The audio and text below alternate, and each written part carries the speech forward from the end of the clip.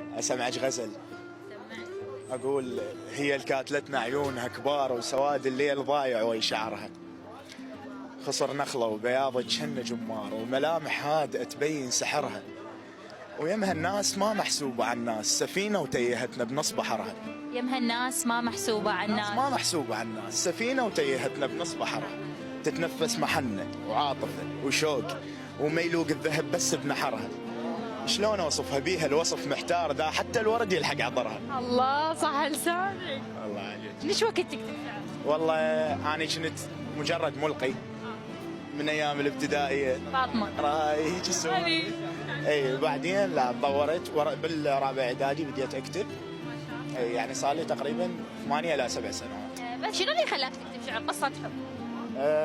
والله هي مو شغله قصه حب، يعني كانت محبه الى الشعر من الطفوله. كانت محبه انه هاي يعني بيناتنا قرار بيناتنا. ما خلى شيء، ما خلى لك سر صغير. والله اي يعني اكو علاقه مريت فيها. شيل الصدق طقف طيب. اي علاقه مريت فيها. علاقة فشلت لو نجحت؟ لا لحد الان الحمد لله مستمر. حلو ما شاء الله، صلوات على النبي. يعني انت ما تبدل. كرار مو اسمك؟ يعني انت ويا كرار من الطفولة وحبيت وقفلت؟ اي طبعا بعد الشغل. ماكو تغيير. لا يعني من نوع اللي يقفل ما يغير معك. ما يغير. الحمد لله حلوة هاي على فكرة. حلو ان انت تحب بنت معينة وتستمر وياها سنين، وعندك صديق معين ومستمر وياه، هذا من طيبك. الحمد لله. من اصل علاقتك، من اصل تربيتك.